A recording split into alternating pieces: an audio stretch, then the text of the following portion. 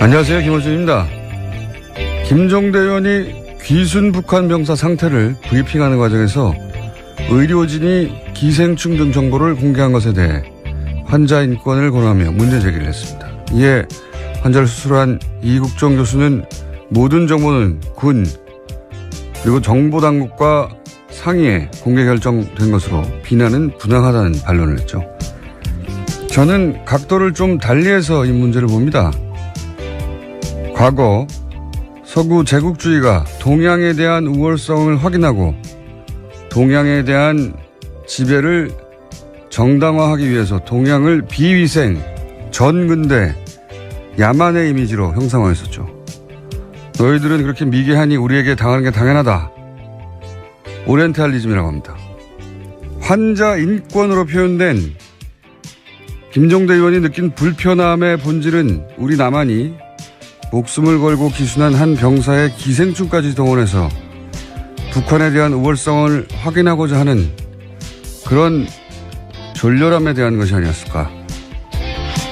물론 그런 불편함이었다면, 그런 종류의 불편함이었다면 그 비판은 당국과 협의하에 의학적 팩트를 브리핑한 이 교수 개인이 아니라 정보 공개 범주를 정한 당국과 기생충 화면을 대대적으로 보도하며 북한의 비위생만을 강조한 미디어에 포커스했었다면 하는 아쉬움이 있습니다. 하지만 남한이 우리 미디어가 북한을 상대하는 그 멘탈리티에 대한 문제 제기로는 의미가 있다. 김원준 생각이었습니다.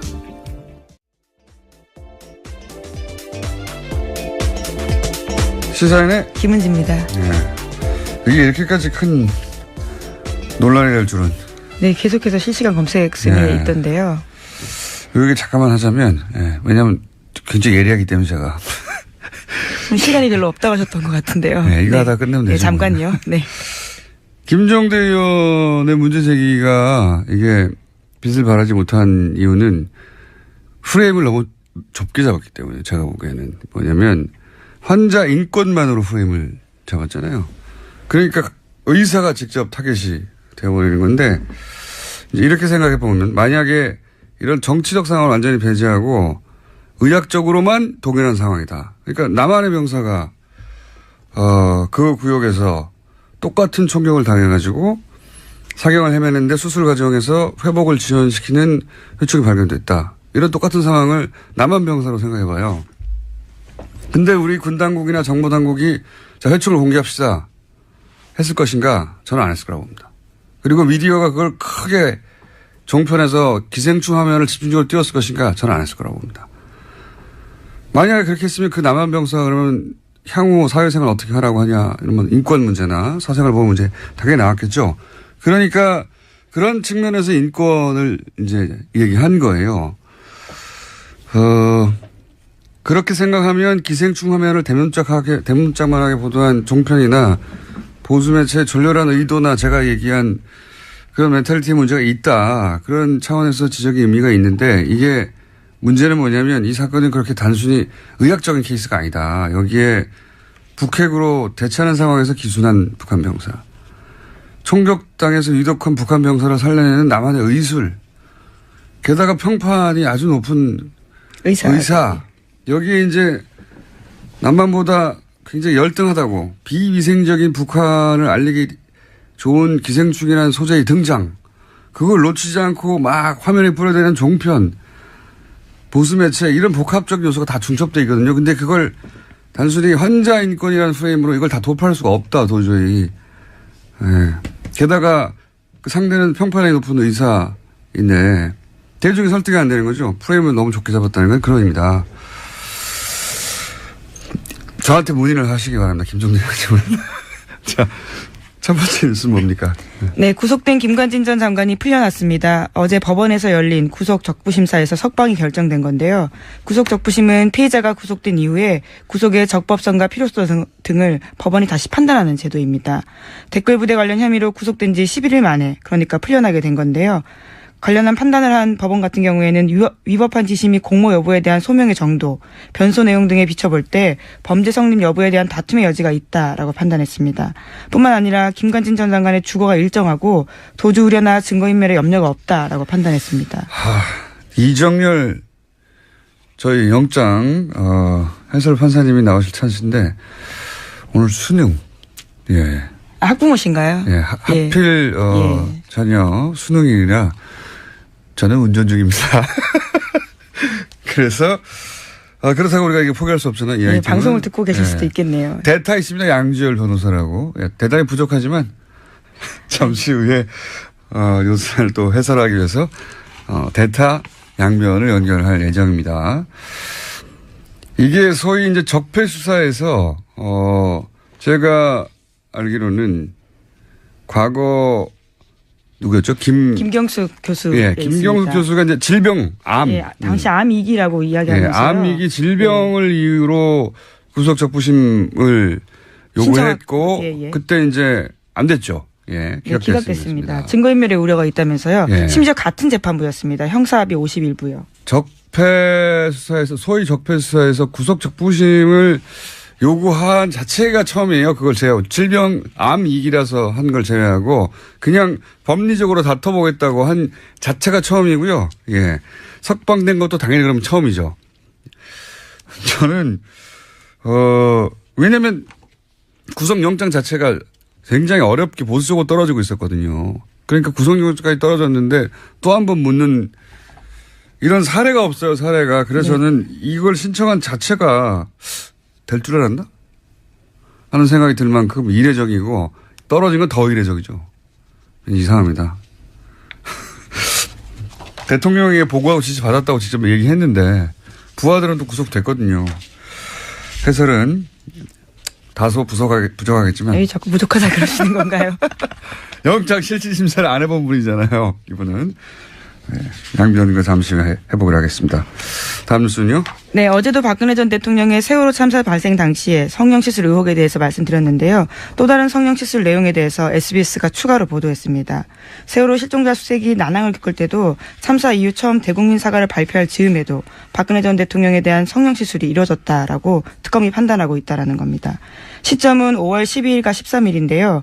비선 의료를 했던 김영재 원장 그리고 또 부인까지도 카드 사용 내역과 휴대전화 위치 기록을 바탕으로 특검이 그렇게 판단했다라고 합니다. 어제는 이제 세월호 사고 이틀 후에, 예.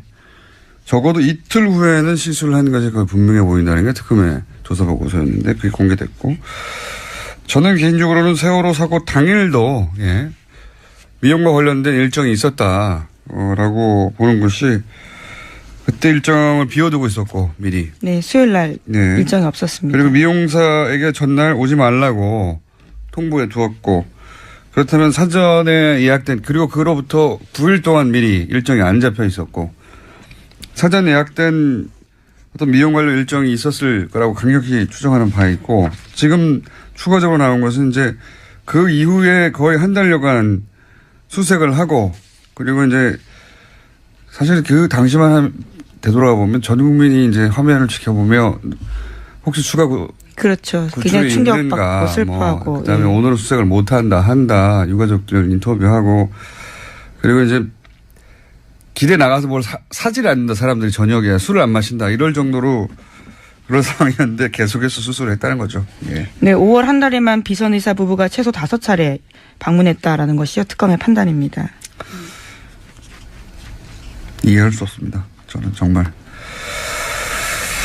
하여튼 그런 게 밝혀지고 있는 와중입니다. 네. 다음 뉴스는요? 네, 세월호 관련된 소식 하나 더 전해드리면요. 지난 17일에 세월호 선체에서 유골이 발견됐습니다. 그런데 해양수산부가 이를 은폐했다라는 건데요. 추가 수색 여론이 형성될 것을 우려해서 일부러 그랬다라는 의혹이 일고 있습니다. 5명의 세월호 미수습자 가족들은 이를 모른 채 지난 18일에 시신 없는 장례식을 치렀는데요. 당시 유골 수습 보고를 받았던 해수부 현장수습본부의 김현태 부본부장이라고 있습니다. 이 같은 사실을 세월의 선처조사위원회에 홍보하지 않았다라고 합니다. 그러면서 현장에서요. 자신이 책임질 테니 유골 수습 사실을 누구에게도 알리지 말라라고 지시했다고 합니다. 그러니까 이제 이 미수습 가족들하고 여기서 그칩시다. 여기까지만 합시다라고 다 얘기돼 있는데 또 유골이 나오니까 그럼 연장하게 될까 봐 이 사실을 숨겼다는 거잖아요. 저는 이게 현장의 부본부장 정도가 내릴 수 있는 결정이 아니라고 봅니다. 예. 누가 이 결정을 내리는지 파악을 해야 된다고 생각이 들고요. 본인이 6월이 나왔는데 이제 그만하자라고 결정할 위치에 있는 사람이 저는 아니라고 보거든요. 예. 이게 이제 그래서 겨우 5일 만에 들켰잖아요. 누가 왜 이런 결정을 내렸는지 반드시 파악해봐야 된다고 보고 문재인 대통령도 여기에 대해서 왜 이런 일이 벌어졌냐고 이해할 수 없다고. 그렇게 이야기했죠. 6월에 나오면 계속 수습해 가야 되는 거고 찾아야 되는 거거든요. 이걸 접어야 했던 이유가 뭔지 추가 취재가 반드시 필요한 대목인 것 같습니다. 누가 이런 결정을 내리려고 한 건지. 다음 뉴스는요? 네, 검찰이 추명호 전 국정원 국장이 이명박 정부와 박근혜 정부 때 모두 정치에 관여해서 국정원법을 위반했다라고 판단하고요. 재판에 넘겼습니다. 이와 관련해서 특히 눈에 띄는 게 우병우 전 수석과 관련된 지시인데 추 전 국장이 이석수 전 특별감찰관을 불법 사찰한 것이 우병우 전 수석의 지시로 이뤄졌다라고 결론 내렸다고 합니다. 그러면 이제 우병우 전 수석이 다시 한번 소환되고 다시 한번 구속영장 청구될 개연성이 있네요. 네, 이르면 다음 주 중으로 소환될 가능성이 크다라고 하는데요. 뿐만 아니라 최윤수 전 국정원 2차장 같은 경우에도 혐의 선상에 같이 올랐습니다. 그렇군요. 추명호 소위 이제 최순실 라인 전 국장의 공범으로 적시되고 네, 공소장에 그렇게 쓰여 있다라는 겁니다. 불법 사찰의 지시는 우병우 전 수석으로부터 받았다. 예. 이번에도 빠져나갈까요? 우병우 전 수석이. 그런 뉴스가 있고요. 그 외에 양지열 변호사 연결돼 있기 때문에. 네, 하나만 더 전해드릴까요? 예, 차은택 씨가 어제 1심에서 징역 3년의 실형을 선고받았습니다. 여기에는 중요한 부분이요. 박근혜 전 대통령이 공범으로 명시됐다라는 겁니다. 사실 박근혜 전 대통령은 이제 너무 많은 혐의와 너무 많은 사안에서 공범 혹은 직접 지시기 때문에 박근혜 전 대통령을 여전히 사랑해서 이제 여러 가지 태극기 들고 집회하시는데 그 집회는 법적으로는 아무 도움이 안 될 것 같습니다. 자, 지금 김관진 전 장관이 구속 적부심을 통해 석방된 사안 가지고 이정열 판사님의 개인적 사정으로 연결이 안 돼서 아침에 연락했더니 대타 양지열 변호사님 연결됐습니다. 안녕하십니까? 또 그 사이 전화 끊어졌어요? 예. 기다리다가 삐졌나 봐요. 전화 연결됐다는 소리 듣고 제가 들어왔는데 다시 연결됐습니까? 예. 큰 도움이 안 되네요. 지금 30초를 까먹었어요. 변호사님? 예, 여보세요? 네. 대타가 이렇게 뭘 까먹어요? 시간을. 자, 빨리 얘기합시다. 예. 이게 굉장히 이상한 사건입니다. 예. 그죠? 정말 황당했습니다. 예. 밤에 저도 보고. 예. 원래 구속적부심이라고 하는 게 변호사들이 요즘에는 청구 자체를 잘 안 하거든요. 그러니까요. 예. 예, 왜냐면 이게 판사들이 싫어해요. 그러니까 그 구속적부심은 재판에 넘기기 전에 그 전 단계에서 그 전에 영장실질심사를 했던 판사가 영장을 내준 게 잘 됐느냐 못 됐느냐를 보는 거고 판사끼리도 서로 싫어하게 되죠. 그렇죠. 당연히. 그러니까 판사가 싫어한다는 얘기는 뭐냐면 이걸 또 합의에서 보거든요. 예. 그러니까 일종의 항소심으로 보는 겁니다. 네네. 그러니까 이게 판사 입장에서는 아니 이 일을 전문적으로 하는 판사가 있는데 그거를 그 구속된 지 얼마 지나지도 않아서 기소를 하기도 전인데 갑자기 뭐 이게 잘못됐다라고 주장을 하면 당연히 판사들이 싫어할 수밖에 없고 그래서 실제로 실무에서는 중간에 폭력 사건 같은 경우 이런 합의를 받다거나 새로운 상황이 발생할 경우 몸이 많이 아프거나 뭐 부모님이 돌아가셨거나 이랬을 때만 신청하는 거고요. 저도 그렇게 알고 있는데 서울중앙지방법원 같은 경우 제가 찾아보니까 작년에 한 170건 정도 신청을 해서 30건이 조금 넘게 나왔어 인용이 됐어요. 그러니까 실제 인용률만 놓고 보면 20%인데 문제는 작년에 서울중앙지방법원에서 처리한 1심 사건이 한 5천 건이 넘어요. 전체 사건 대비로 봤었을 때 이렇게까지 나오는 거는 5천 건 중에 33건이니까 몇 퍼센트니까 정말 계산을 미리 하셨어야죠. 예. 계산을 제가 산수는 약해요. 근데 1%도 안 된다. 그거의 문제는 대부분 그 비율이 말씀드린 것처럼 합의를 받거나 이런 사정 변경이 있었을 때지 아무 사정 변경이 없었고 김관진 전 장관이 갑자기 부모님이 돌아가셨을 때는 없잖아요. 그 연세에. 이게 말하자면 법리 10일 만에 법리 판단을 새로 했다는 거거든요. 아무것도 없는 거, 아무 변경 사항도 없는데. 그렇죠. 갑자기 도주율이나 증거인멸 우려가 없다라고 갑자기 법원이 본 거예요. 이게 보통 이럴 경우 변호사가 해봐야 소용이 없습니다. 라고 하거나. 실제로 소용없다고 하는 정도가 아니라 예. 그러니까 양형 사유에서 나중에 법원에 이른바 궤심죄에 걸릴 수 있으니까 예. 하지 말라고 합니다. 게다가 알려요. 그래서 이 적폐 관련 수사 작년부터 시작해서 저 김경수 교수가 질병 이를 이유로 그렇죠. 한번 청구한 이후로는 처음이에요. 처음. 고영태 씨는 체포 적부 심사를 청구를 했다가 기각됐어요. 예, 그건 다른 이야기고 구속 적부. 예, 하여튼 그러니까 구속 적부심에 체포 구속 적부심을 넓게 크게 하나 더 보니까 그 두 건밖에 없는데 기각됐고 또 이 사건은 그러니까 그때는 암이었을 때도 기각됐거든요. 그렇죠.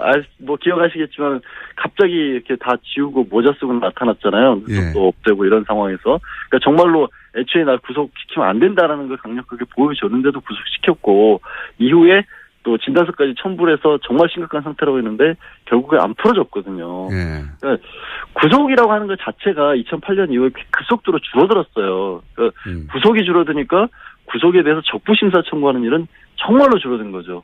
인용도 잘 안 되고. 적폐 수사 관련해서는 아무도 신청을 안 했다니까요. 질병위에. 안 할 수밖에 없는 게 밑에 지금 김관진 전 장관 같은 경우에는 그때 국방부 장관 했을 때 부하직원은 실형까지 받았거든요. 벌써. 그거를 그리고 내가 지휘를 했노라는 걸 본인이 인정을 한 상황인데. 대통령이 그래서 그래서 그 위에 이제 지금 얘기한 것처럼 이명박 전 대통령이 지시를 받고 있다는 얘기까지 했기 때문에 그러면 상식적으로 이명박 전 대통령 수사와도 직결되는 문제인데 그거를 갑자기 아무 특별한 사정 변경도 없이 구속 사유가 없어졌다고 보는 건 정말 이해하기 어렵죠. 저는 지금까지 쭉 이야기한 대로 청구 자체가 이상하고 그래서 이거 이미 신청할 때 인용될 줄 알았나? 이렇게 생각이 들 만큼 이상한 일이다. 저는 바보 됐어요. 어제 기자분들이 여러 번 전화를 했었는데 절대 그럴 일 없다고. 왜 하는지 모르겠다고.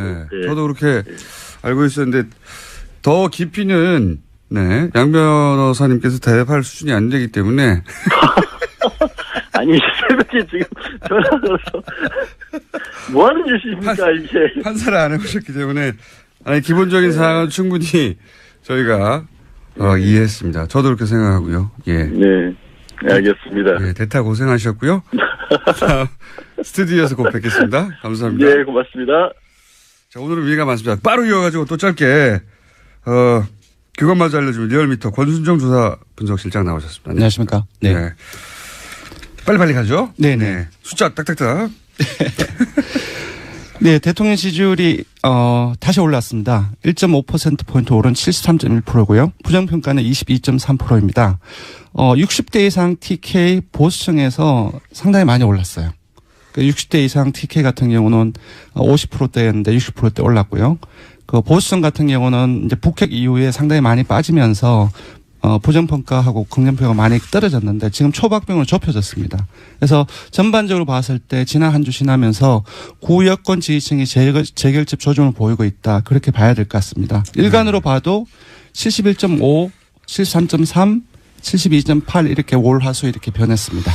저는 이제 최근 6개월, 7개월간의 문재인 대통령 지지율을 보면서 다들 이제 6개월 정도 지나면 꺾이게 될 것이고 또 뭐 여러 가지 사안들 나오면 주저앉게 될 것이고 이때까지의 이제 대통령들의 지지율이라는 게 그랬으니까요. 다른 나라도 그렇고 보통. 근데 이렇게 계속 회복해가는 걸 보면은 지지율이 과연 떨어지겠는가 60% 이하로. 그런 생각이 들 정도로 굉장히 고탄력입니다. 사실상 모든 정부에서 이렇게 하방 경직성, 상승 경직성이 있으면 계속 떨어지기 마련이거든요. 그 라인을 봐도 이전 정부도 계속 그래 왔습니다. 아니면 전 세계적으로 그렇잖아요. 그렇죠. 예. 지나면 지날수록 사실 피로감도 생기고. 네네. 근데 이제 문재인 대통령의 특징은 북핵이나 이런 거 하면서 훅 한번 떨어지죠. 네네. 60%대로. 네, 그렇습니다. 그리고 다시 똑같이 올라와요. 네. 몇 개월 전하고 비슷하게. 지금 73.1%는 북핵 이전하고 거의 비슷한 수준으로 올라왔어요. 예. 예. 신기한 지지율 상황이고요. 어쨌든 돌아왔고요. 예. 네네. 정당으로 넘어가면 이번 주 주목할 것은 국민의당이 최저 지지율을 경신했습니다. 자유한국당이 계속 조금씩 상승하다가 18, 9%까지 올랐거든요. 근데 16.7%로 1.6%포인트 하락했습니다. 그래서 이 부분이 좀 주목해서 봐야 할 부분이고요. 민주당 같은 경우는 0.5%포인트 상승해서 51.8%, 여전히 2주째 상승세입니다. 역시 대통령처럼 60대 이상에서 상당히 많이 올라가지고 계속 이전에는 한국당이 뒤졌거든요. 근데 뒤집었습니다. 그리고 국민의당으로 넘어가면 60대에서요? 네, 맞습니다. 네, 국민의당으로 넘어가면 지난주에 4.9%를 기록해서 최저 지지율 동률을 기록했거든요. 근데 0.5% 더 하락해서 4.4%로 떨어졌습니다. 특히 월요일 일간 집계에서는 그러니까 이른바 끝장 토론 하루 전이었죠. 3.8%로 떨어져서 창당 이후 일간 집계로 3%대로 떨어진 건 처음입니다. 3%대는 보통 잘못 누른 거거든요. 근데 이제 일간 지지율에 이거는 얘기를 하면 안 되겠네요. 500명 지지율 온체들을 따로 보는데 그보다 더 떨어졌습니다. 정의당 지지율이 아예 안 나온다고 거의. 왜냐하면 이게 독도는 일본 땅입니까? 한국 땅입니까? 일본 땅이 좀 울었을 때 일본 땅이라고 잘못 누르는 비율이 이 정도 좀. 예, 이 조사가 1,500명 조사에서 오차 범위가 2.5%포인트거든요. 플러스 마이너스. 이제 지금 이걸 보면은 오차 범위 아닌 거죠. 그러니까 무작위 잘못 변동이라고 볼 수도 예. 있는데 그렇지는 않겠죠. 네. 국민의당 조사 정확합니다. 심각하게 받아들여야 되는 상황이다. 예, 정의당은 오늘 정의당 얘기를 좀 해야 될 것 같은데 19대 대선 이후에 가장 높은 7%포인트에 근접했습니다. 3위로 뛰어올랐고요. 한 주 동안 1.9%포인트 상승해서 6.9%를 기록했습니다. 자유한국당이 왜 이렇게 하락했죠? 지금 대통령과 민주당의 상승 요인하고 같이 결부해서 봐야 될 것 같습니다.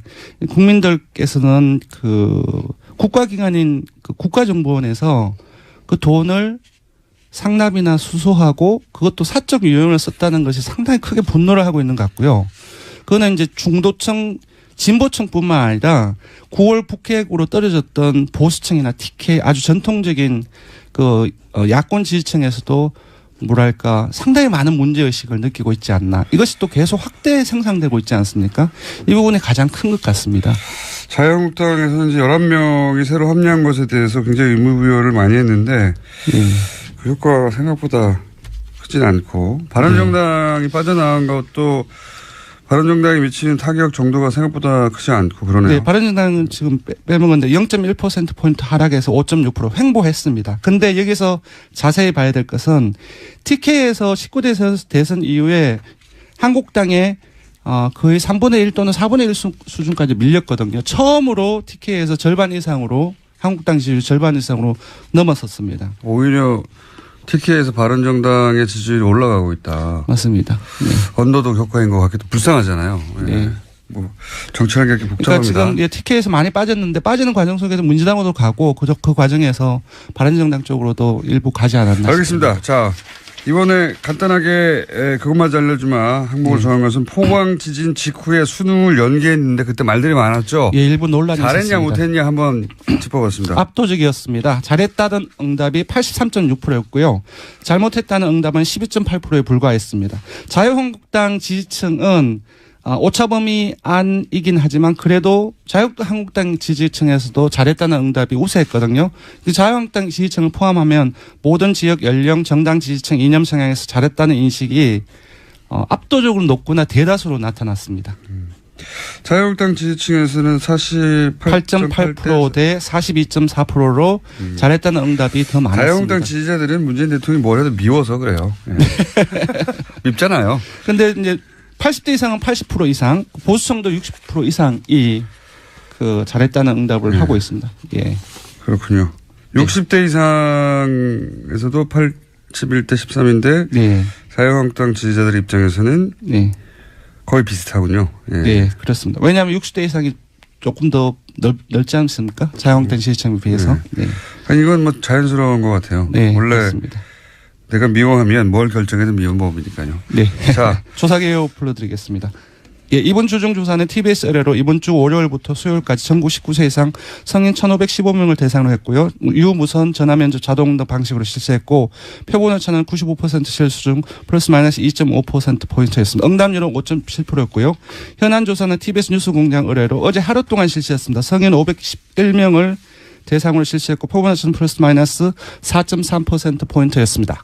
네. 김은지 기자가 계속 타이밍을 못 찾아가지고 앉아 있었어요. 네, 조기 퇴근을 할 줄 알았는데 의외로 타이밍을 놓쳤네요. 시사인의 김은지였습니다. 감사합니다. 그리고 리얼미터의 권순정 조사분석실장이었습니다. 감사합니다. 네, 고맙습니다.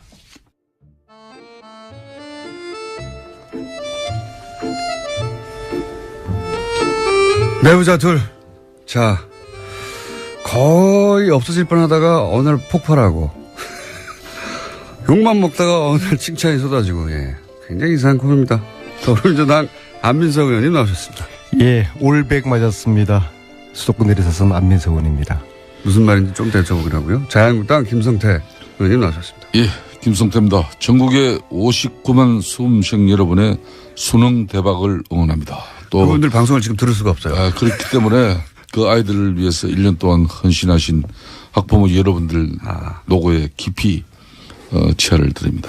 저 말씀은 수고하셨습니다. 여당이 해야 되는 이야기인데 야당이 하고 계시네요. 아무튼 아직 뭐 오늘은 특히 이제 포항 지역의 학생들 시험 보는 동안에 별탈 없기를 무사히 시험 잘 치르기를 바라고요. 100점 만점이라는 건 무슨 어제 청와대에서 고위공직자 배제 기준 5가지 기존에 이제 탈세, 투기, 위장전입, 병력, 논문 여기에 2개 더 추가됐잖아요. 엄주운전, 성범죄 7가지 하나도 포함되지 완전 않았다. 저는 자유롭고 완벽합니다. 근데 왜 그런데 고위공직자가 못 되시고 있는 거죠? 그거는 뭐 좀 때를 기다리고 있고요. 근데 거기다 딱 한 가지 빠진 게 좀 있는 것 같아요. 네. 정신 감정. 그것도 좋네. 정신 감정이요? 정신 감정. 정신 감정. 예, 왜냐하면은 어떤 의미로? 지금 공수처 반대를 하고 있는 정치인들 있잖아요. 이분들 저는 정신감정 필요하다 봅니다. 정신 나간 분들이죠. 그래서 저는 이 7가지를 국회의원들에게 고스란히 적용시킬 필요가 있다고 봅니다. 그러면 정치가 더 신뢰가 받을 수 있을 것이고요. 공수처라는 거는 국회의원, 검사들, 고위 공직자들을 수사를 하기 위한 특별 기구를 만든다는 거 아닙니까? 대통령도 수사 대상이잖아요. 심지어 대통령도 받겠다는 거 아닙니까? 그러면은 권력을 가진 사람들의 비리를 특별히 조사하고 관리하는 이 공수처를 반대하는 거는 싫다는 거거든요. 내 목에 칼 들이대는 거 싫다는 거거든요. 자유한국당 입장에서는 그거가 이제 야권에 주로 타겟을 삼을 것이다 이런 이제 의혹을 그러니까 반대하는 이유는 한번 몇 가지가 되는데요. 반대하는 이게 정신 나간 이유는 짓이죠. 본인이 정신 감정 하지 마시고. 받아야 됩니다. 저는 이제 고위공직자 임용 기준 안에 안민석 의원이 정신 감정도 그게 포함시키자. 저는 전적으로 동의합니다. 근데 여기 왜 그러냐면요. 이게 낯짝이 두꺼워도 그냥 유분수지. 대통령 공약으로 내걸어서 대통령이 되면은 이 5대 비리 배제 원칙을 가지고 공정한 인사를 하겠다. 이렇게 천명해서 대통령 된 사람이 지금 현재 195일 동안, 7개월 동안에 이 내로남불 인사들, 이 부적격 인사들 줄줄이 임명했던 청와대가 지금 아주 이제 공정하게 인사 다 억지로 다 하고 나니까 고위공직자의 임용 기준을 발표한다는 게 이게 가당키나 한 말입니까? 참, 한 일주일 열흘이라도 있다가 해야지 말이야. 사람들이 철판을 깔아도 이만저만 철판을. 한번 이야기해보세요, 안민석이. 김성태 의원님 본인 목에 칼 들이대는 공수처를 이제 반대하시는 저런 논리는 아니, 지금. 정치가 제가 이전에 이제 박쥐 정치 이야기했잖아요. 박쥐 정치 말고 갈치 정치라고 들어봤어요? 갈치라는 생선은 동료를 먹고 자라요. 그러니까 위기 때마다 상대방을 끌어들이는 이런 물타기를 하면서 이 자신의 생존을 해나가는 이 갈치 정치 있잖아요. 아니, 본인 동료 의원 공격하고 저 이야기 들어보세요. 상대방 무조건 공격하고 하면서 하는 이런 갈치 정치. 이게 저 논리를 지금 저대로 갈치 정치 논리거든요. 집권당 중진 의원으로서 제 이야기 좀 들어보세요. 대통령까지도 내 목에 칼을 대라. 우리 가족들, 주위 친척들 집중적으로 조사하고 관리하는 공수처 이거 내가 받아들이겠다고 하는데 왜 야당 의원들이 공수처를 반대합니까? 자, 우리 안민석 의원님 지금 첫 주제는 고위공직자 임용 기준안 발표 관련해 가지고 안민석 의원이 정신감정도 여기 하나 더 넣자 그래서 지금 이 주제를 가지고 우리가 이야기하고 있는데 인정할 거는 해야지. 그럼 좋아요. 이런 고위공직자의 임용 기준 5대 배제 원칙을 이렇게 명확하게 내세우면은 지금까지는 그거 적용 안 시키면서 대통령 공약 때 내나 한 얘기예요. 그런데 어저께 이제 홍종학 장관 임명하고 나자마자 이걸 이제 발표를 했는데 그러면 대통령이 우선 사과라도 해야 되는 거 아닙니까? 그리고 두 번째는 이런 임용 기준안을 대통령이 이미 대선 공약 때 내걸고 대통령이 당선되면 이런 인사 기준 원칙을 가지고 고위공직자를 임명하겠다 했는데 그런데 캠코더 인사한 거 아니에요. 캠프, 코더, 더불어민주당 인사로 끊임없이 이렇게 지적을 받았는데도 이게 인사 간행 적폐가 아니고 뭡니까? 그러면은 이렇게 제대로 검증을 하지 못한 누군가는 청와대 주변에 참모가 책임도 지고 대통령도 사과하면서 앞으로 나는 7개월 동안 인사를 한다고 했는데 내가 참 누워서 침 뱉는 격이 됐는데 하지만 앞으로는 정말 이렇게 잘하겠다. 이래야 해야지. 그 이야기 하다가 갑자기 공수처 이야기. 문제는 저러한 갈치 정치의 논리를 대부분의 국민들이 공감하지 않는다는 거예요. 문재인 대통령에 대한 지지도가 계속 70%대를 유지를 하고 있어요. 그렇다고 그러면은 중도를 다 끌어들인 거거든요. 문재인 대통령의 하는 정치 행태라든지 지진 대책이라든지 안보 정책이라든지 이런 국민들의 민심을 거슬리는 게 아주 일상화가 됐어요. 자유한국당이 이렇게 해가지고는 이 보수가 다시 살아남기 힘들고요.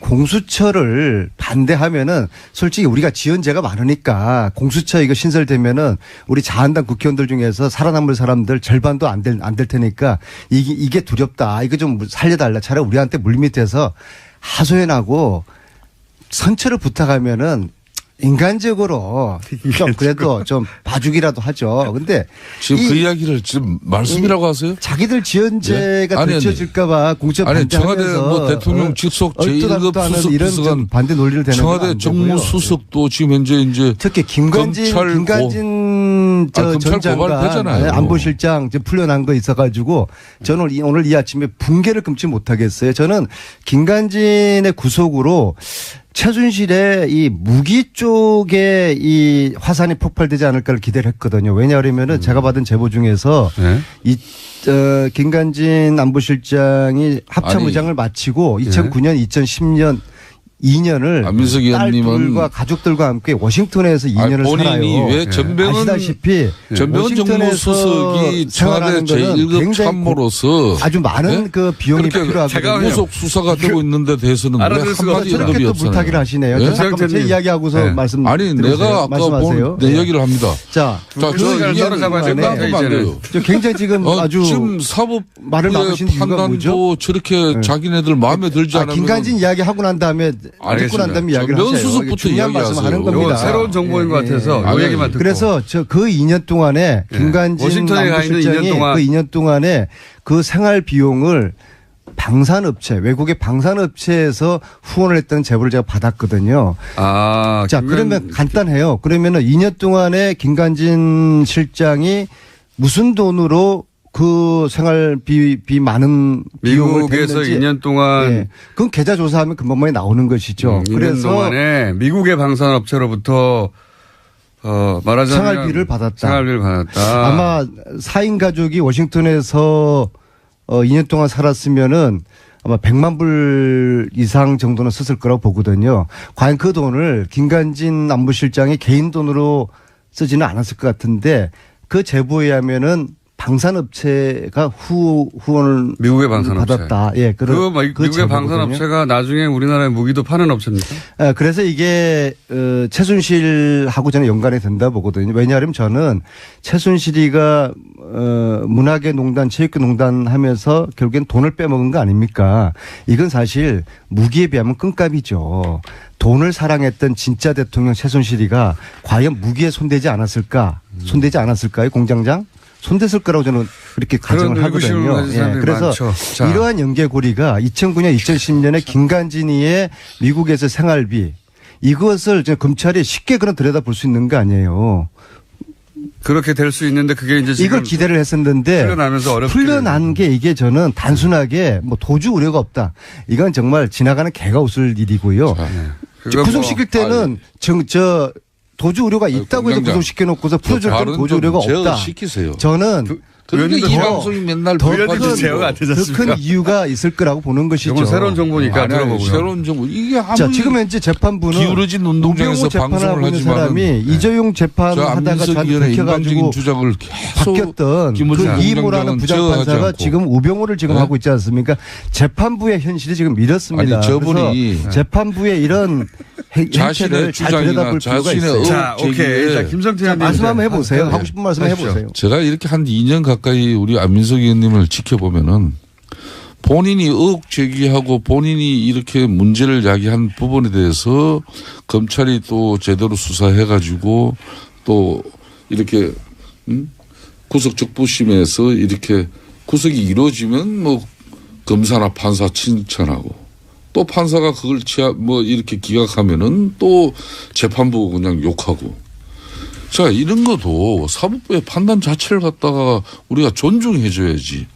지나가는 개도 이걸 웃지 않겠냐 이러면은 이 방송에서 어떻게 되겠습니까? 김관진 실장은 그래도 대한민국의 군인으로서 대한민국 국가 안보를 위해서 평생을 바친 분이에요. 예? 새로운 의혹 좋습니다. 미국에서요, 어떤 의혹을.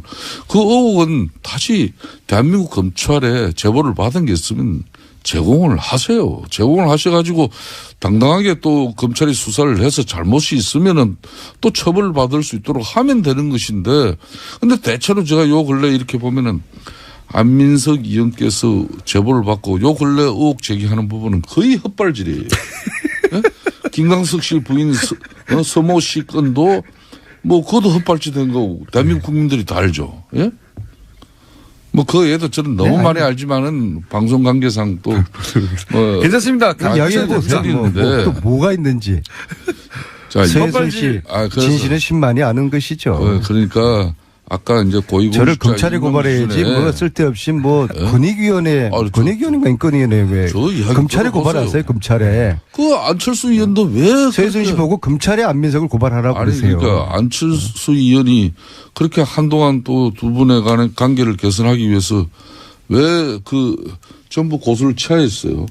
그런데 얼마 전에 다시 또 고발됐잖아요. 안철수 쪽에서. 안철수 의원을 얼마 전에 만났는데 이건 자기가 납득하고 이해가 되지 않는 정치 행위를 한다는 거예요. 서로 이해가 안 가요. 안철수 대표가 저를 이해를 못한다는 겁니까? 제가 우연찮게 국회 본회의장 로텐도홀 밑에서 만났는데 그 얘기를 하더라고요.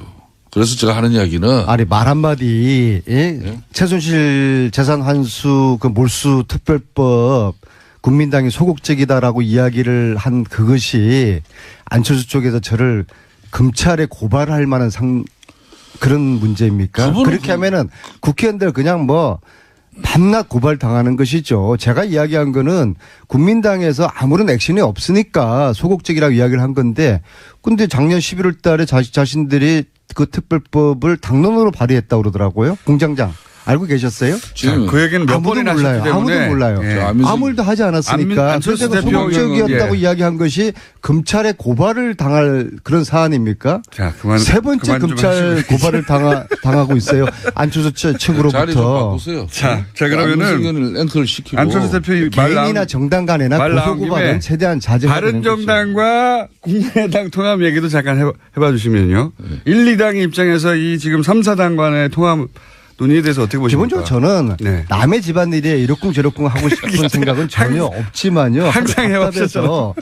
자, 지금 이 문제의 출발점은 예. 안철수의 위기의식으로부터 분석을 해야 됩니다. 무슨 말입니까? 자, 지금 이대로 안철수 대표가 중심이 된 국민당이 내년 선거를 이대로 치를 수 있겠습니까?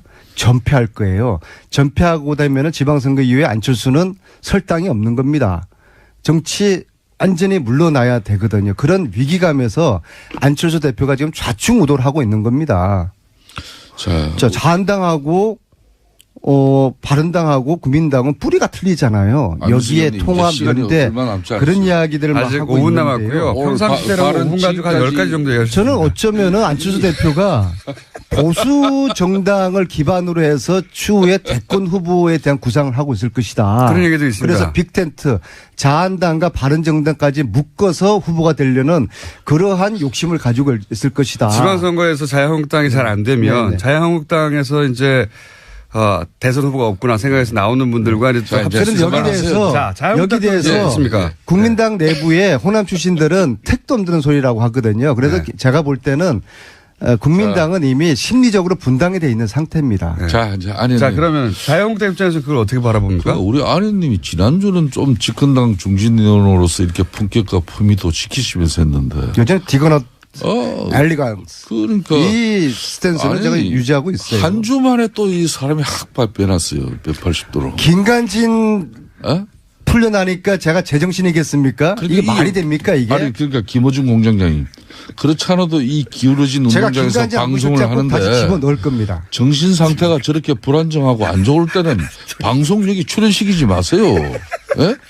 정신 감정이 필요한 부분이에요. 그러니까 일단 와가지고 얘기를 해야 알 수 있으니까. 대한민국 방송 중에서 가장 방송진위원회에서 제재를 많이 받고 있는 방송이 이 방송 제재를 아니에요? 많이 받고 있지 않습니다. 예. 많이 받았죠. 정치권에서 많이 주장을 하고 있습니다. 15년에 특갈비 투명하게 공개하자는 주장을 왜 아니, 반대하셔가지고 잠깐만요. 이 산안을 자, 내고 이제 있어요? 이당 입장에서 제가 좀 이야기를 할게요. 예, 이제. 자, 그러면 이 제2당 입장에서 이제 3, 4당의 통합 문제에 대해서 특갈비 투명하자는 반대하는데 요 얘기 하고요. 특갈비. 저분이.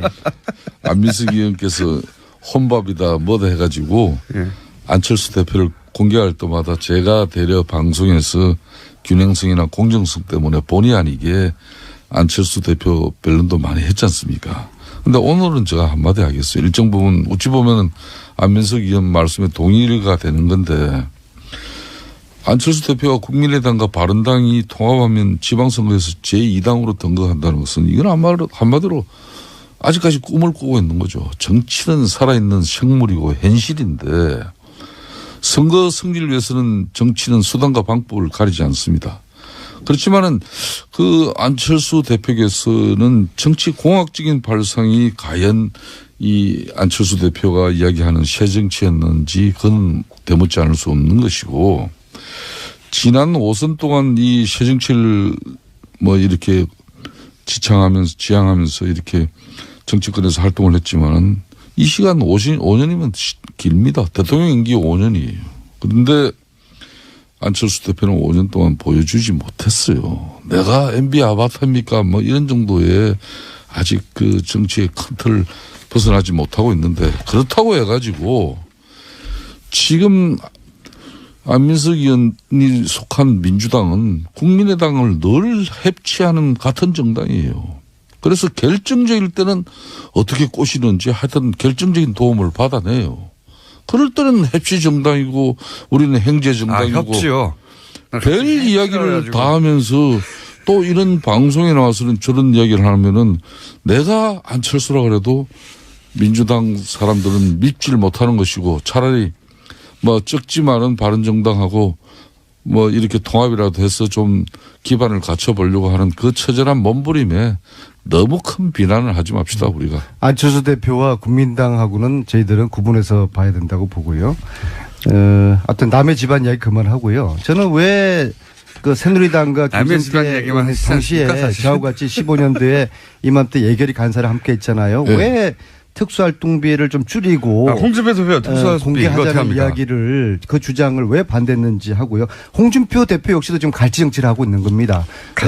느닷없이 원혜영 대표로 끌어들여가지고 내가 저 당신한테도 운영비 주지 않았냐. 이건 김성태 의원님 의견을 좀 들어봐야겠고요. 네. 왜 반대를 하셨어요? 예, 이 국정원의 특활비를 가지고 청와대가 받아 쓴 것이 드러나면서 이 논란이 시작됐는데 문제는 이 특활비가 개인 사적인 용도로 잘못 쓰여졌다면은 이건 이제 용처에 대해서는 검찰이 수사를 할 건데 첫 번째는 국정원을 지휘 감독하는 청와대가 국정원으로부터 특수활동비를 받은 것 자체가 뇌물이라는 것이죠. 상납받은 청와대 상납받은 그 그러니까 돈을 그 40억을 누가 어떻게 썼을까요? 두 번째는 특수활동비는 정해진 용도가 아닌 다른 곳에 쓴 것이 국고 손실됩니다.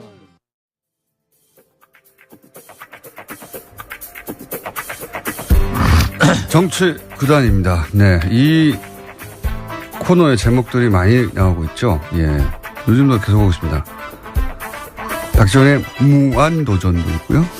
박지원의 지원사격, 박수무당, 박하스, 한법과 불법 사이, 박지원의 아시면서, 박지원의 한지붕 두 마음, 등등등 많은 후보 제목들이 오고 있습니다. 지금까지는 지난주까지 가장 높은 호응을 얻었던 적과의 빡침. 자, 이 방송하는 사이에도 계속 보내주십시오. 이 코너의 제목 후보 박지원 전 국민의당 대표 나오셨습니다. 안녕하십니까? 안녕하세요. 네. 뭐 다른 이야기도 많지만 이게 뭐 초미의 관심사였기 때문에 끝장 토론 얘기를 일단 잠깐 하지 않을 수가 없는데 끝장 토론을 하고 나서 이제 대표님이 어제 평화방송에서 통합 찬성은 9명에 불과하다. 예. 이렇게 말씀하셨더니 최명길 의원, 이제 안철수 대표하고 이제 찬성, 통합파라고 분류되는 분이죠. 이분은 아니다. 연대, 유보, 찬성 합치면 이분들이 20명이 넘는다, 오히려. 그런데 잠깐. 예.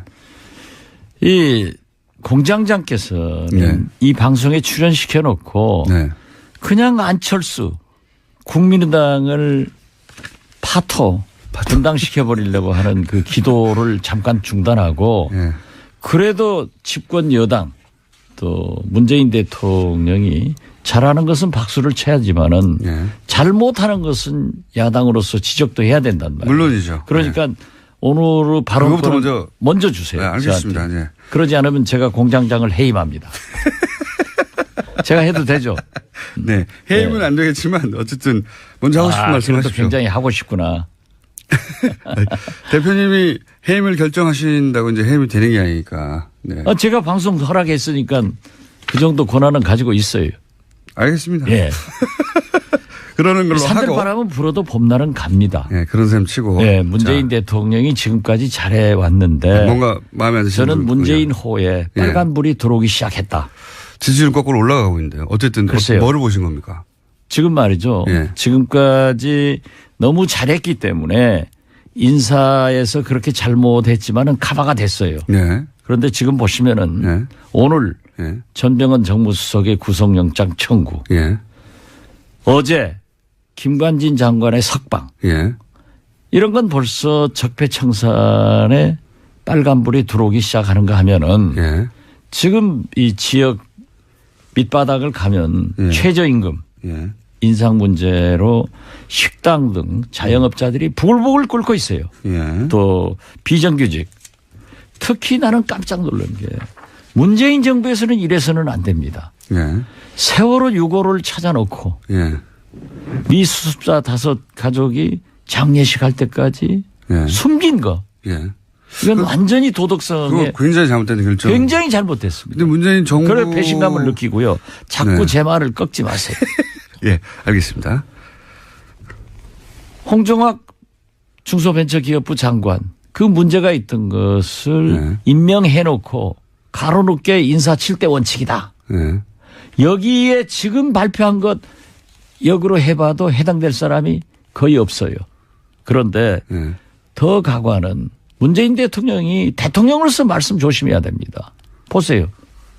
지금까지 인사청문회 부적격된 사람이 일 잘하더라. 그러면은 어제 인사청문회 보고서 채택된 아무 문제 없이 보고서 채택된 이진성 헌법재판소장은 일 못할 분을 왜 임명을 해야 되죠? 무슨 그래서 말씀인지 저는 알겠습니다. 예. 문재인 대통령이 우리 국민의당은 안철수 대표는 대통령 선거에 실패했기 때문에 조금 잘못해도 괜찮아요. 그냥 김어준 공장장이 한 번씩 씹으면 되는데 이렇게 국정이 잘못되고 있는 것을 김어준 공장장이 짚어줘야만이 TBS 시청자들이 공정한 방송이다. 참 불법이 아니고 이제 합법화시켜야 된다. 이런 게 나올 거예요. 좀 잘하세요. 이제 물으세요. 자, 알겠습니다. 자, 원하시는 말씀들을 하셨고. 자, 그러면 이제 끝장 토론으로 또 넘어가서. 그날 무슨 일이 있었길래 이렇게 서로 완전히 다른 얘기를 하는 것이고, 그리고 실제 이제 대표님의 관점에서는 통합 찬성파와 반대표와 그러니까 그날의 분위기가 어땠는지. 지금 최명길 의원 그리고 안철수 대표는 오히려 찬성파가 더 많은 분위기였다. 이렇게 그날의 분위기를 전하고 있거든요. 안철수 대표가 끝장 토론 후 네.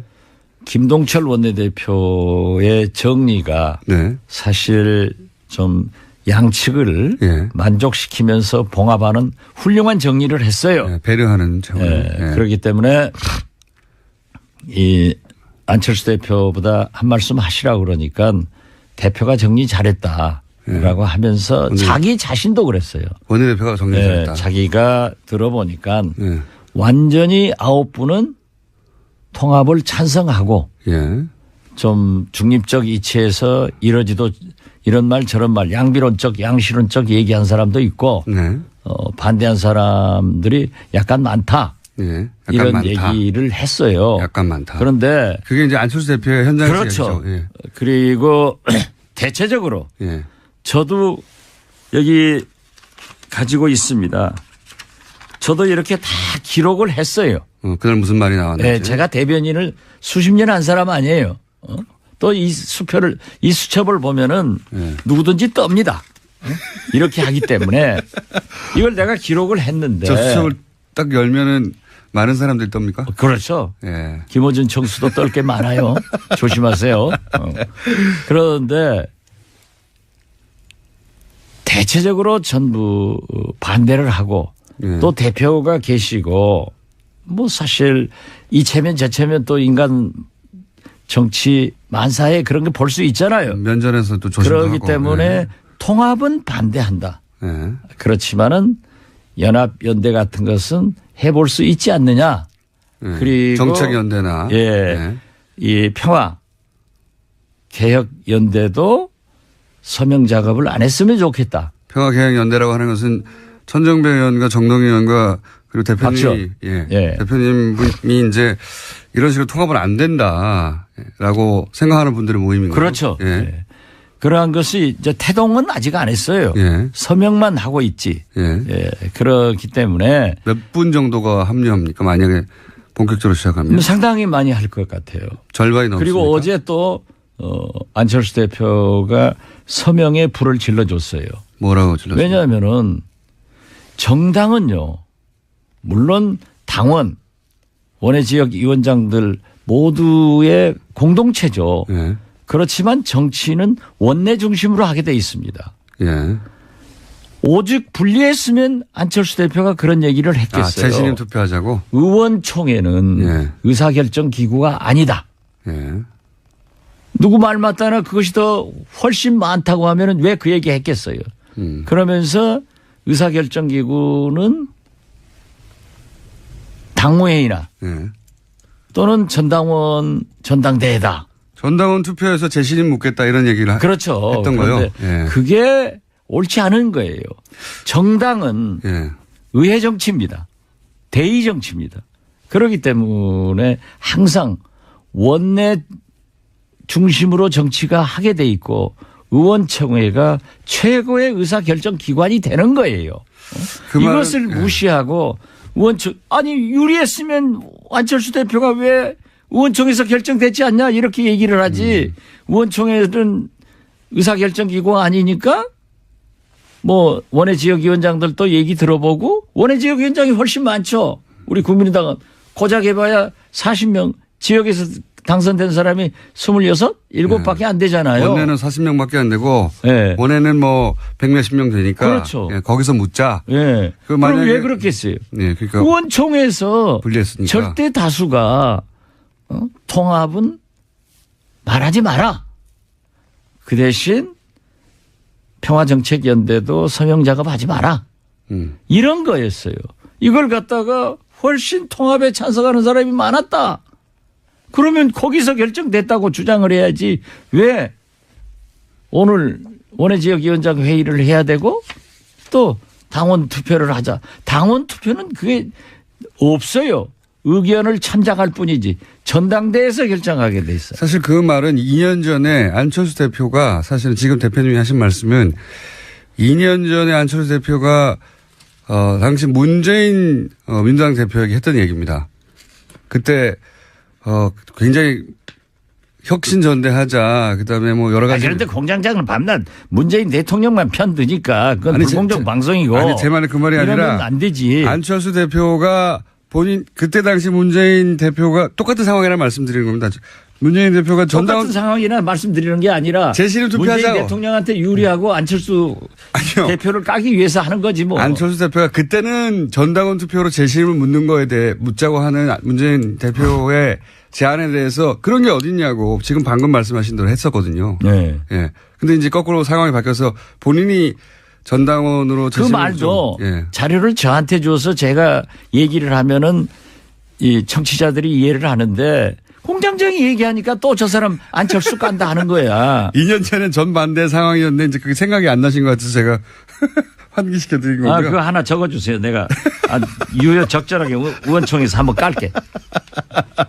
2년 전엔 전반대 상황이었다. 예. 그러니까 이제 요는 끝장 토론에서는 통합 반대파가 많았다. 확실히. 그렇죠. 확실했다 그거는. 아니 그것만 봐도 거듭 말씀드리지만은 의원총회에서 통합 찬성파가 많았으면은 안철수 대표가 의원총회에서도 통합 찬성파가 많지 않느냐 이렇게 얘기하지 왜 원외지역위원장 맞습니다. 당원 투표 하겠냐 이거죠. 이건 어떻습니까? 머리가 나빠.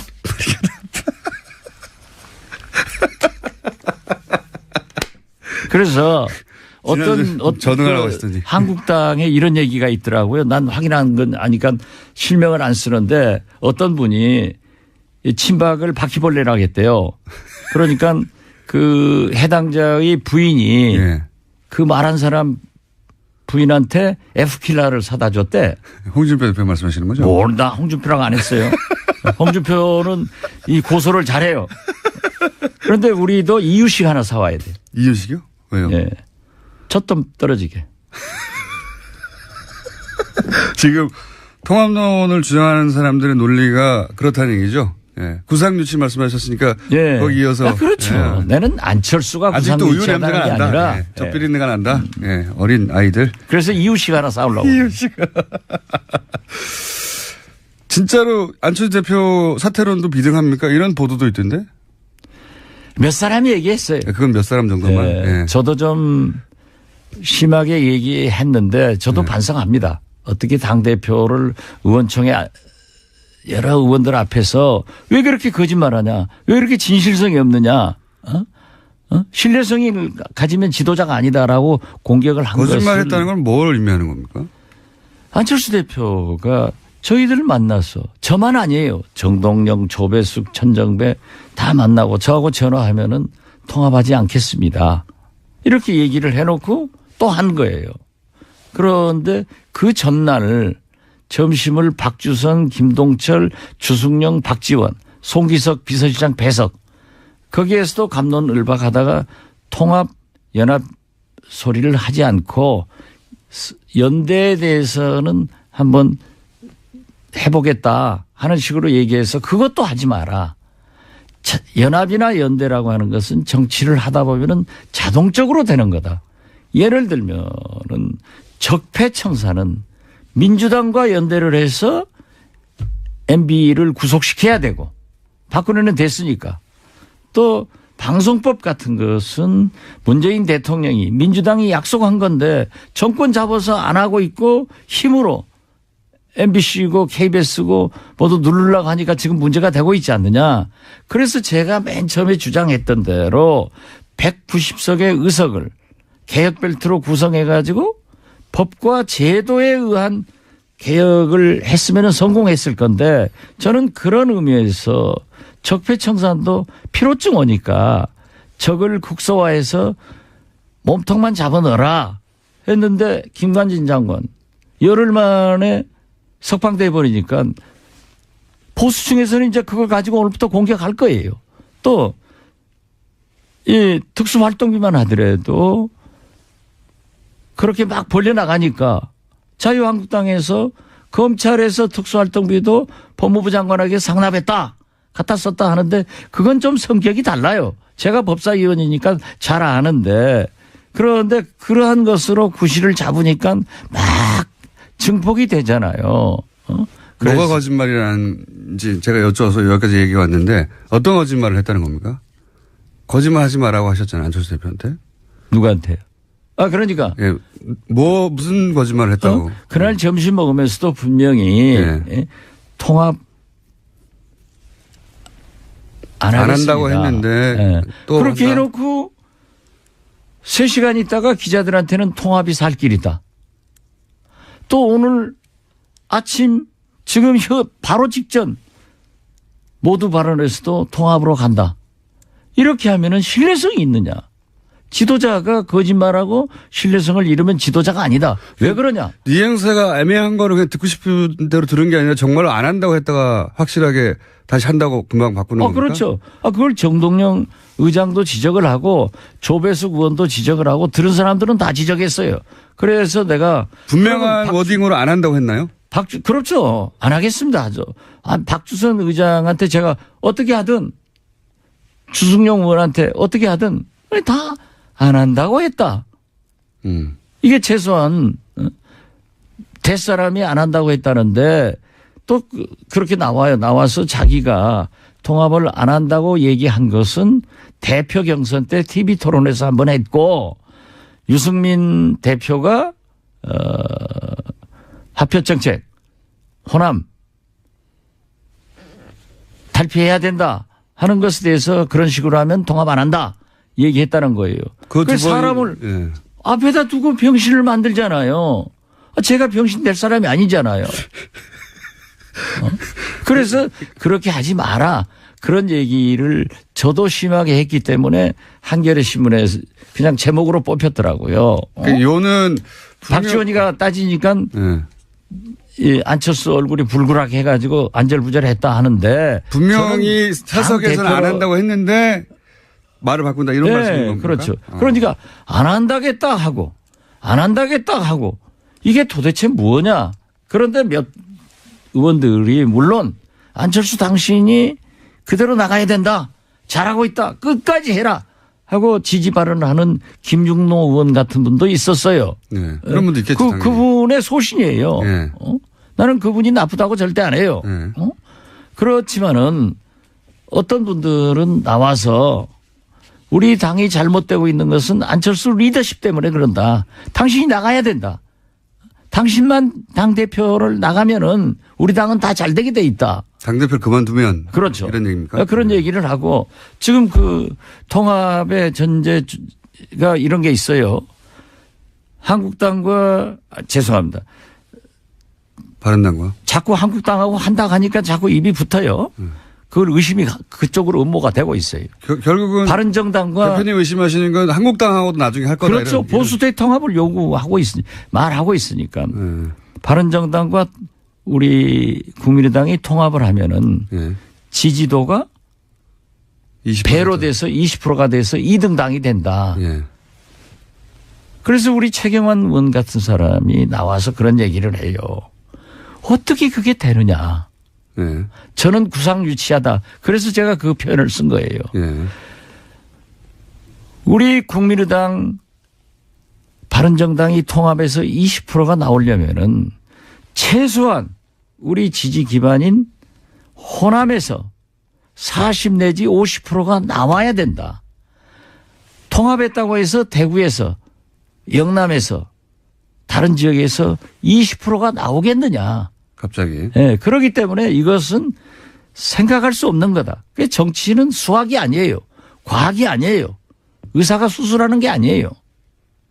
그래서 그런 것을 지적하고 우리가 그러한 잘못을 지적하는 것은 좋아요. 저 같은 사람이 지적하는 건 좋은데 김어준 총수는 입만 벌리면 안철수 나쁘다 국민의당 깨야 된다 하면은 불공정 방송이죠. 저는 깨야 된다고 한 적이 없고요. 상황만 전달하고 있는데 그런데 지금도 상황이 나빠요. 지금도 표정이 굉장히 좋아요. 내가 그렇게 얘기하니까. 그런데 안철수 대표는 여기서 후퇴할 생각이 없어 보입니다. 제가 볼 때도 절대 없어요. 그럼 어떻게 그래서 됩니까 당은? 저는 그때 딱 나오면서 SNS다. 안철수 대표는 계속 통합의 길로 간다. 내 예감이 틀리기를 바란다. 일기예보처럼. 왜 일기예보를 붙였냐면 일기예보는 맞는 게 더 많거든요. 틀리는 게 더 많으니까.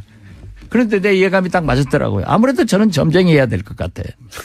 아니 근데 그렇게 안철수 대표가 계속 통합의 길로 가면 그러면 국민의당은 이제 앞으로 어떻게 되는 겁니까? 어떤 모양이 그려질 수 있습니까?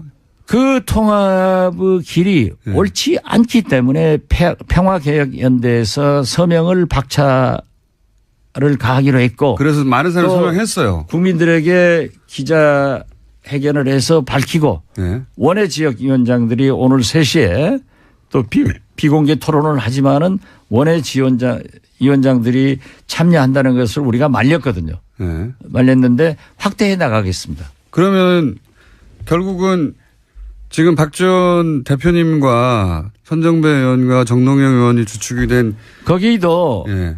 박지원, 천정배, 정동영은 전면에 서지 않을 겁니다. 어쨌든 그리고 우리 내부에서는 상당히 합리적인 분을 대표자로 결정을 합의를 해놨습니다. 그러면 그런 대표 그러니까 하나의 세력 한 20여 분 정도의 하나의 세력이 만들어지고 저쪽에서는 통합을 계속 한다고 하면 이 당이 어떻게 됩니까? 이분들은 그러면 또 분당시키려고 분당 그 답변 받아내려고 하는데 궁금하잖아요. 어떻게 되는 겁니까? 우리가 예. 평화개혁연대를 구성해서 서명을 받고 예. 원외 지역위원장들에게도 확대를 시키고 또 박지원, 정동영, 천정배는 대표자가 안 된다고 하는 것은 우리가 나서서 하면 안 좋아요. 권력 투쟁으로 비친단 말이에요. 네, 그건 알겠고요. 그렇기 때문에 정체성과 가치를 지키는 그래서 안철수 대표가 통합의 길로 못 가게. 근데 말씀하셨다시피 포기하지 않을 거라고 보시잖아요. 그럼 포기하지 않으면 어떻게? 수적으로 이쪽이 누르면 이기죠. 그리고 의원들이 반대하면 못하죠. 지도자라고 하는 게 천하의 김대중도 DJ도 의원총회에서 부결하면 안 했어요. 지금 뭐. 근데 그럴 생각이 없는 것 같은데 저는. 인사청문회에서 부적격 판정 나도 임명 강행하는 문재인 대통령만큼 배짱이 없어요. 그렇게 해서는 안 돼요. 그러니까 안철수 대표가 또 그 얘기는 아무 소리 안 하잖아. 아니 뭐 그건 충분히 비판하시니까 제가 아니, 자기도 비판해봐야지. 제가 정부가 아니니까 대변할 이유가 없잖아요. 근데 아무튼 몸빠야. 제가 궁금한 것은 그렇게 쭉 가면 만나지 않을 것 같은데 쭉 가면 그 다음에 어떻게 되느냐 궁금한 거거든요. 많은 사람들이. 쭉 가서 만나요. 다시 만나요? 예. 근데 이게 지금 현재 포기하지 않을 사람인데 어떻게 만납니까? 아니 지금은 포기하지 않을 것 같지만은 포기하게 만들겠다 이건 거예요? 그렇죠. 그래도 포기 안 하면요? 포기해요.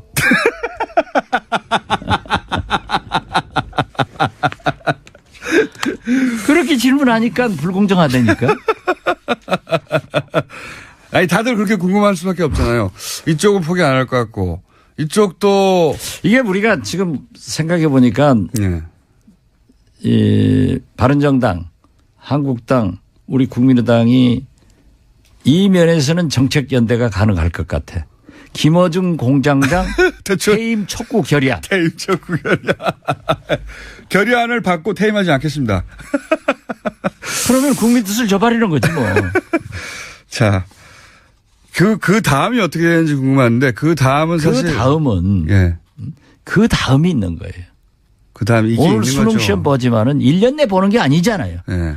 그 다음은 뭐 합격자 발표도 있고 대학 진학도 있는데 예. 우리도 거기까지 얘기를 하면은 결론을 내놓고 얘기를 하는 것은 미리 있을 수 말할 없죠. 수는 없다. 그렇죠. 하지만 시나리오는 한 두세 가지 정도 있을 수 있다. 뭐 두세 가지보다 더 많을 수도 있고. 예. 그 중에서 유력한 시나리오도 있고 그런 거죠. 예. 그러나 어떤 경우에도 분당, 분열을 해서는 안 된다 하는 것이 어제 의원들의 전체적 합의예요. 예. 그 세 가지가 서로 충돌하는 거죠. 꼭 통합해야 되겠다. 절대 안 된다. 그렇지만 싸우진 말자. 예. 각자. 그렇게 정리를 해야 예. 공정한 진행을 하는 거예요. 예. 오늘 처음으로 하네. 서로 사마띠 아니하는 양립할 수 없는 주장이긴 한데 오늘 여기까지 하고요. 예. 결국은 어떻게 될 건지를 가장 미리 먼저 구체적으로 말씀하실 분은 제가 보기엔 대표님이니까 그거는 그런 그림이 그려지면 직접 이 방송에서 그렇게 얘기할게요. 뭐 방송 끝마치면서 예. 오늘 제발 포항에서 지진 여진 안 나오기 바라고 우리 수능생들이 마음 푹 놓고 시험 잘 보기 바랍니다. 하기야 뭐 수능시험 엉망인 김어준 공장장도 이렇게 잘 사는 걸 보면은 성적이 전부는 아니다. 그렇잖아요. 지금까지 국민의당 박지원 전 대표였습니다. 감사합니다. 감사합니다.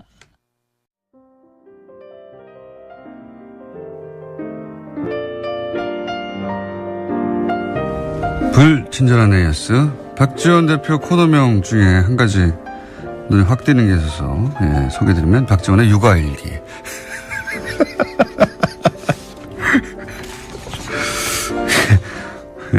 통합파들에 대해서 자꾸 구상유치 이런 표현을 하셔서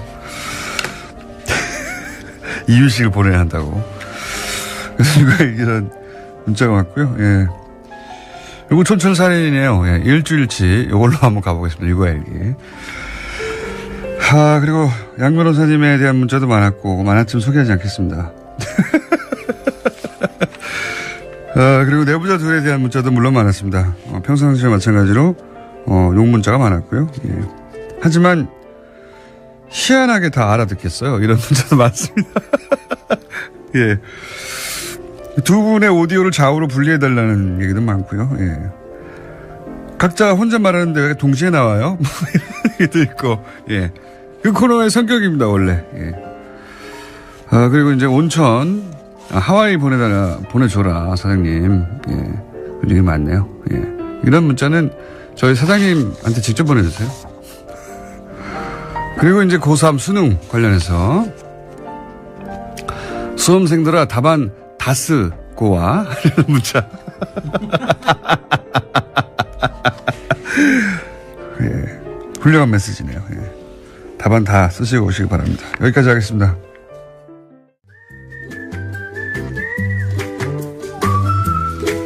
김전혜 박사님 나오셨습니다. 네, 안녕하세요. 자, 오늘은 12분.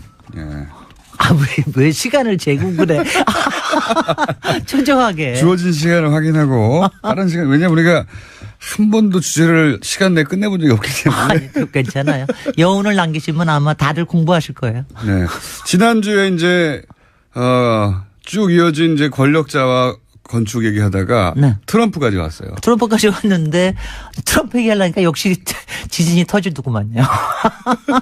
그래서 지난주에는 지진 안전에 관련된 얘기하느라고 트럼프 네. 타워를 얘기를 못했습니다. 네. 그래서 이제 오늘 트럼프에 대해서는 다들 궁금해 하시니까. 근데 이 얘기가 시작이 된 거는 왜 시작된 건 다 아시죠? 우리나라의 트럼프, 국회 연설할 때. 예. 국회 연설하면서 63 있고 롯데. 63 빌딩과 롯데 타워가 네. 서울의 하늘을 빛나게 수놓고 있다. 막 이러고 예찬을 해가지고 그냥 깜짝했죠. 그래서 이 얘기는 한 번은 확인을 해야 되겠다. 그래서 사실 트럼프 타워 자체는 제가 이제 트럼프 타워라고 얘기할 땐 뉴욕에 있는 걸 얘기합니다. 그게 네. 원조죠. 예. 말하자면. 그리고 이제 세계에 자기가 직접 지은 트럼프 타워도 있고 또 트럼프 타워라는 이름만 빌린 것도 꽤 많아요. 아하. 우리나라도 있습니다. 브랜드, 우리나라에도 그렇죠, 있죠. 네, 브랜드. 여의도 있던가요? 네, 여의도 하나 있는데 트럼프 월드 타워라고 얘기를 했어요. 그래서 이제 그거를 대우에서 브랜드를 꽤 돈 많이 한 700만 불인가 주고 사가지고 트럼프 월드 타워 쓰고 한 6, 7개 썼습니다. 쓰고 난 다음에 이제는 괜찮은지 더 이상은 이제 안 쓰고. 그래서 트럼프가 대통령이 되기 전에 한 10여 년 전일 거예요. 우리나라에 한 2번인가 왔습니다. 그 2번인가 왔을 때 63빌딩에 이 사람이 굉장히 꽂혔었나. 왜냐하면 그게 여의도에 있잖아요. 네. 받겠네요. 당연히 그 근처에 있으니까. 글쎄 그걸 꽂혔을까? 왜 꽂혔을까요? 글쎄 자기 건물 얘기하려고 이 얘기를 꺼낸 거 아닐까요? 자기 건물 얘기하려고 꺼내고 그러니까 제가 이제 거기에 제가 이제 거기에 걸린 건데 아마 저기 반짝반짝해서 끌리지 않았을까? 저기 63빌딩이요. 금빛을 좋아한다고 하니까. 금빛을 굉장히 좋아해요. 그러니까 트럼프 타워 뉴욕이 네. 왜 그렇게 유명하냐 하면은 뭐 사실 저기 트럼프 대통령 되기 전부터 유명했습니다. 이게 그렇죠. 말하자면은 80년대에 이른바 저기 신자유주의, 네. 그 다음에 또 무슨 세계 자본주의 이런 네. 게 일어나면서 새로운 개발들이 일어났거든요. 네. 그래서 이제 복합 용도 개발이라는 게 일어났는데 그거의 효시 같은 거예요. 말하자면은. 그러니까 디벨로퍼로서는 굉장하게 히트 상품의 원조를 만들어낸 겁니다. 그걸로 사실은 그 업계에서 대단히 유명해지고 결국은 이제 연예계까지 진출하게 된 거죠. 그렇습니다. 예. 연예계에 가서 실제로 이 양반이 나중에 후보가 된 거 중에 가장 큰 기여를 한 게 그 어프렌티스라고 하는 예. 유명한 거 있잖아요. You are fired. 예. You are fired라고 하는 맨날 그 얘기하는 거로. 그게 이 건물 안에서 찍었다고 그렇죠. 합니다. 그 직원들을 뽑는 과정을 서바이벌 프로그램을 만들어서. 그러면서 이제 자기 건물도 팔고 자기의 성공을 팔고 뭐 이제 이런 건데 일단 트럼프 가보셨어요? 트럼프 타워 들어가 보진 않고 앞에는 가봤습니다. 앞에 가시면 안 돼. 들어가 봐야 돼. 거기는 앞에 가면은 그럴 만큼 매력은 없습니다. 매력이 저한테는. 없어요. 네. 그러니까 매력이 없는 걸 보기 위해서 가야 돼. 아니 왜냐하면 저는 그걸 오픈한 다음에 얼마 안 있다가 갔는데 왜냐하면 하도 유명하니까 갔는데 저는 뭐 굉장히 악연이 있죠. 저 거기서 저 가방 쓰리 맞았어요. 전문 용어 쓰리. 사람이 하도 많아가지고 제가 잠깐 가방 놓은 거 사이에 몇 초 한 3초 사이에 가방 가져가 버렸어요. 그래서 제가 한국에 귀국하기 전에 다행히 여권은 안 잊어먹었는데 홀라당 다 잊어버렸습니다. 그래서 제가 아주 이를 갈고 원래 내가 다 했나. 전문가들은 네. 그렇게 사람이 옆에 있을 때 가져갑니다. 그럽니다. 그렇다고 그럽니다. 이제 나중에 왜냐하면 얘기를 하니까 귀중한 걸 옆에 두거든요. 바로 그거예요. 그러니까 제가 이제 거기를 가게 된 거는 하도 유명하고 그러니까 한 번은 보여줘야 되겠다. 그래가지고 갔는데 정말 들어가면 트럼프 타워의 이게 이제 일단 팩트부터 58층이에요. 한 202m. 63빌딩보다 약간 작습니다. 지금 뭐 미국에서도 꽤 높은 건물 중에 하나고 그리고 바깥은 이제 조금 시커먼 조금 시커먼 색으로 되어 있는데 안에 들어가면은 소위 우리말로 하면 이것도 전문 용어인지는 모르겠는데 삐까번쩍하다는 말이 있잖아요. 그 그러니까 들어가면은 완전히 삐까번쩍합니다. 그러니까 안에는 다 브레스를 노쇠를 써가지고 번쩍합니다. 한 5층까지가. 트럼프 대통령이 이렇게 번쩍인 걸 좋아한다고 하잖아요. 원래 바로 그게 63빌딩의 고울드가 자기가 원하는 그 건물의 색깔이었어요. 워낙은. 그게 안 났구나. 그게 허가가 안 났습니다. 그래서 대신에 실내에다가 완전히 5층까지가 이제 이른바 애트리움으로 만들어가지고 거기에 굉장히 유명한 고급 상품들이 거기 다 들어와 있는데. 삐까는 일본어라고 합니다. 삐까가 그러냐. 번쩍번쩍합니다. 하여튼간에. 그래서 보면은 일본어 써도 돼요, 근데. 근데 거의 우리말화 된 것 같은 그런 생각이 들고요. 나중에 그 트럼프 타워 그 맨 위에 펜트하우스에 살았잖아요. 한 상계층을 펜트하우스 살고 멜라니아 여사도 대통령 되고 난 다음에 또 백악관에 앉으라고 거기 살았는데 거기를 또 인테리어를 나중에 자기가 바꿔요. 그거는 사진 나와 있으니까 구글 한번 해보십시오. 그거는 그야말로 대리석과 골드의 그냥 합성입니다. 완전히 정말 하여튼 골드를 무지 좋아하는 사람. 그거는 정신분석 하는 분들이 항상 맨 앞에 거론하는 만들 중에 하나입니다. 금 번쩍이는 거, 화려한 걸 좋아한다. 번쩍이는 걸 굉장히 좋아하는 그런 타입. 그러니까 실제로 이렇게 번쩍이는 거 좋아하는 게 대중한테는 맥힌 겁니다. 실제로. 그리고 뭐 텔레비 프로그램에서 맥히고. 근데 이거를 제가 건축적으로 얘기할 수도 없고 랜드마크로 얘기할 수도 없고 이거가 궁금해 하실 것 같아서 제가 가져왔어요. 제가 이제 이걸 요번에 보면서 여러분들이 한번 궁금해한 거. 불법은 없었을까? 트럼프 타워요? 트럼프 타워에? 없었을까? 이런 거 궁금하지 않으세요? 아니. 글쎄 뭐 있었을 것 같아요. 저는 그냥. 아니 근데요. 놀랍게도 없습니다. 그래요? 놀랍게도 불법이라고 하는 게 개발에 관련된 불법이 없다는 게. 그래서 제가 그게 세금과 관련해서는 불법. 미국과 네. 우리의 차이, 그의 차이 또 이제 트럼프와 이명박의 차이라고 제가 생각을 좀 하긴 하는데, 그러니까 일단은 본인 이름을 다 걸었어요. 모든 거에. 자기가 개발을 할 때도 땅을 살 때도 트럼프와 트럼프 오거니제이션이라는 거 하고 이름을 다 걸어가지고 다 했고 뭐 수는 당연히 걸립니다. 이런 거 하다 보면 여러 가지 수도 걸리고 뭐 네. 저걸 하는데 일단 개발에 관련된 비리는 없었습니다. 오히려 뉴욕시에서 인센티브라는 게 이제 거기 아트리움이라고 5층, 당시는 그런 게 없었거든요. 5층까지 하는 동안에 그거를 믹스드 유스로 하면서 그걸 일반한테 공개를 하는 대신에 10층을 더 올리게 해줘요.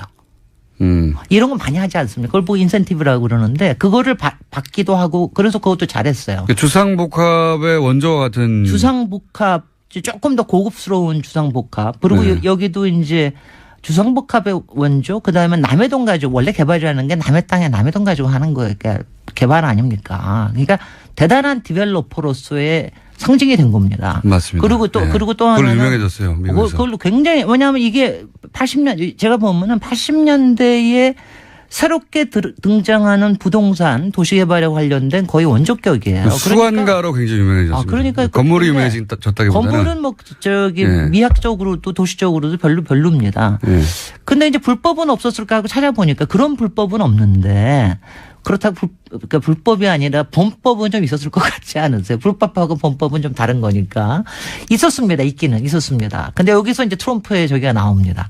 하나가 뭐냐면 원래 여기에 옛날 건물 한 10층짜리 아파트, 백화점 건물이 있었어요. 네. 근데 백화점이 이른바 아르데코라고 굉장히 유명한 옛날 좀 문화유산적인 가치가 있는 거였어요. 양식적인 가치가 있었다. 거기가 이제 거기 바다 밑에 1층부에 옛날에 왜 부조라고 그래가지고 굉장히 왜 그림 이쁘게 그려놓고 그런 거 있잖아요. 예, 너무 예. 아름다워서 그거를 뉴욕의 뉴욕 현대미술관하고 계약을 했어요. 그걸 팔기로. 그것도 한 20만 불인가 해도 꽤 팔기로 해서 그래서 서로 좋기로 한 거 아니에요. 네. 아, 그러면 참 좋은데. 건물은 부시되 이거는 부시기 아깝다. 이거는 잘라서 자기네들이 가서 보관하겠다. 예술적 가치가 있다고 해서. 그 돈까지 지불했다고 하는데.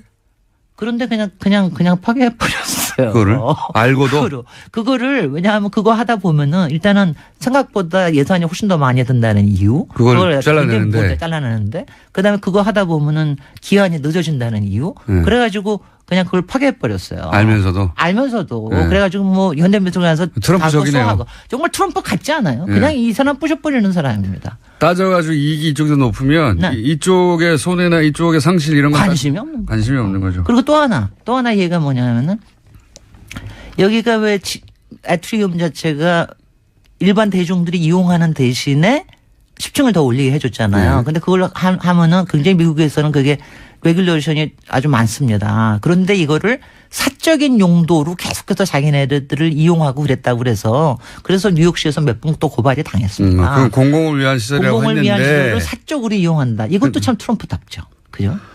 트럼프는 모든 게 사적이에요. 백악관 자체가 사적으로 구성되어 있지 않습니까? 아니, 그러니까 완전히 프라이빗 엔터프라이즈라고 생각을 하는 게 왜냐하면 보고 있으면은 그 삐까뻔쩍한 사이에 트럼프 자신의 그 사무실 같은 경우는 그냥 거기서 보면은 그 센트럴 파크가 다 내려다 보이거든요. 네. 그 센트럴 파크 위치가 좋잖아요. 완전히 그러니까 이게 5번가의 끝에 센트럴 파크가 만나는 데거든요. 그러니까 이 센트럴 파크를 위에서 보고 있으면은 자기가 제왕이 됐다는 그런 느낌이 적잖이 듭니다. 근데 그런 것 같아요. 근데 이게 이제 별로 그렇게 부동산적으로 성공했고 굉장히 잘 팔렸고 장사도 잘 됐고 최근에 와서 꽤 저기를 하다가 이제 트럼프가 대통령이 되면서 갑자기 굉장히 좀 조금 또 붐업이 됐는데 상징적 업무로 됐고 정치적으로도 제일 웃기는 게 여기서 지금도 선거 사무실도 썼고 저는 근데 그런 건 참 좋아 보이더라고요. 자기 선거 사무실도 썼고 영포빌딩 선거 사무실 썼다는 얘기는 제가 못 들었으니까 이거 하고 그다음에 지금 또 재선 사무실도 여전히 거기서 굴리고 있습니다. 재선을 꿈꾸고 있다는 게 참 신기한 일이죠. 그렇죠. 힐러리 보고 다시 나오래잖아요. 글쎄. 힐러리는 이길 수 있다고 생각합니다. 참. 그래서 이런 인물이 그러니까 왜냐하면 디벨롭이라고 하는 게 제가 아까 남의 땅에 남의 돈으로 그야말로 꿈을 파는 거 아닙니까? 여러 가지 판타지를 파는 건데 그런 분이 대통령이 됐다는 거에 대해서는 참 미국다워요. 미국적이다. 그리고 트럼프 건물은 또 트럼프적이고 트럼프적이고. 굉장히. 네. 그리고 최근에 트럼프가 구성한 그러니까 가족 외에 네. 가장 가까운 뭐 국가안보 보좌관이나 여러 보좌관들, 틸러슨 국무장관이나 이런 사람들이 사석에서 대통령을 어떻게 부르느냐 네. 이런 보도가 꽤 있어요. 뭐 있더라고요. 예. 제 입으로는 안 하겠습니다. 저는 대통령을 절대로 그렇게 안 부를 거니까. 영어로 하시죠, 영어로. 모론, 뭐는 또는 이디엇 뭐 이런 거. 예. 그런 표현. 그러니까 가장 언론에 많이 등장하는 부처 장관이나 네. 보좌관들이에요. 이런 네. 사람들이. 글쎄요. 그런 사람들이 트럼프를 그렇게 부르고 있다. 사석에서. 실제로는. 그 틸러슨 국무장관은 조금 심한 것 같다는 생각은 좀 들어요. 여기까지 아니, 하겠습니다. 네. 김진애 박사님이었습니다.